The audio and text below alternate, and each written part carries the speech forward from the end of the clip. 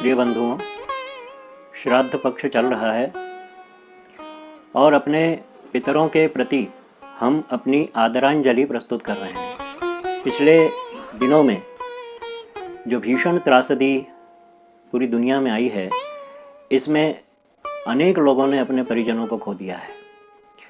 ऐसे में हम कोई भी ऐसा कार्य नहीं करना चाहते हैं जिसके कारण हमारे पूर्वज हमसे रुष्ट रहें।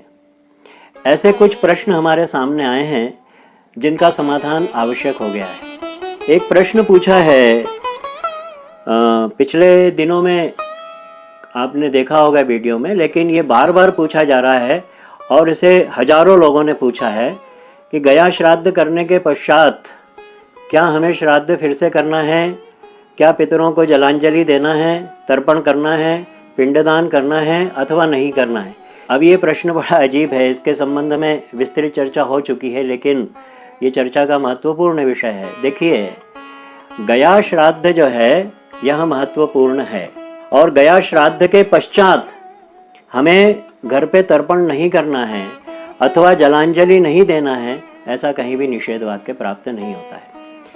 अनेक आगम ग्रंथ ऐसे हैं, विशेष करके योगिनी हृदय में यह बताया गया है कि जो कामाख्या तीर्थ क्षेत्र है, उस कामाख्या देवी के उस स्थान से प्रारंभ करके विभिन्न स्थानों पर श्राद्ध करना चाहिए।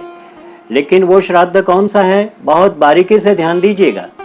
वह श्राद्ध होता है आत्म श्राद्ध।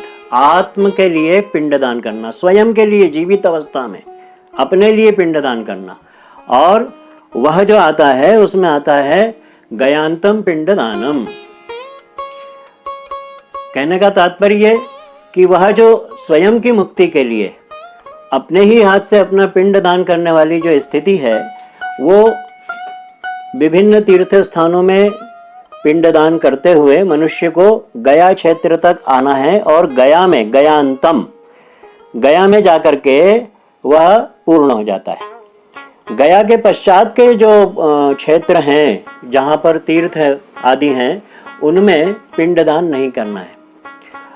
तो ऐसा करने पर क्या होगा कि यदि आगे के क्षेत्रों में पिंडदान किया जाएगा तो ये उल्लेख वहीं पर आता है कि व्यक्ति की प्रतिवर्ष एक माह की आयु कम होती चली जाती है और इसलिए व्यक्ति को अपनी आयुष्य कम करना यह एक बड़ी विशिष्ट स्थिति हो जाती है। अतः यह वहाँ पर निषेध किया गया है कि गया के पश्चात फिर पिंडदान नहीं करना। इस बात को हमारे गया के विद्वानों ने इसको गयांतम पिंडदानम को अपना प्रमाण बना लिया है और गयांतम पिंडदानम ये कह करके बस गया में अंत पिंडदान हो गया, अब इसके पश्चात पिंडदान नहीं करना है, ऐसी बात पूरे लोक में विख्यात कर दी है। इससे किसी भी प्रकार के तर्पण आदि का कोई भी निषेध नहीं होता है। एक प्रश्न स्वयं आप अपने आप से पूछिए कि आपके घर में विवाह इत्यादि मांगलिक कार्य होते हैं, जब हमारे पूर्वज गया में पहुंच गए, श्राद्ध होना ही नहीं है, तो फिर श्राद्ध पक्ष में हम किसका श्राद्ध करें, पहला प्रश्न उठ गया। दूसरा, अपने यहाँ मांगलिक कार्य इत्यादि होता है, शादी विवाह है, यज्ञोपवीत आदि है, तो इसमें हम अपने देवतादि के पूजन के साथ ही अपने पितरों का आवाहन भी करते हैं। जब पितर हैं ही नहीं, गया जी पहुंच गए, तो किसका आवाहन करना चाहिए, आप स्वयं पूछिए अपने मन से और उन लोगों से पूछिए जो इस प्रकार का निषेध आपको बता रहे हैं। तो कोई भी कार्य हम बिना जाने बुझे ऐसे कार्य को करने लगते हैं जिसके दुष्परिणाम हमको भोगना होते हैं।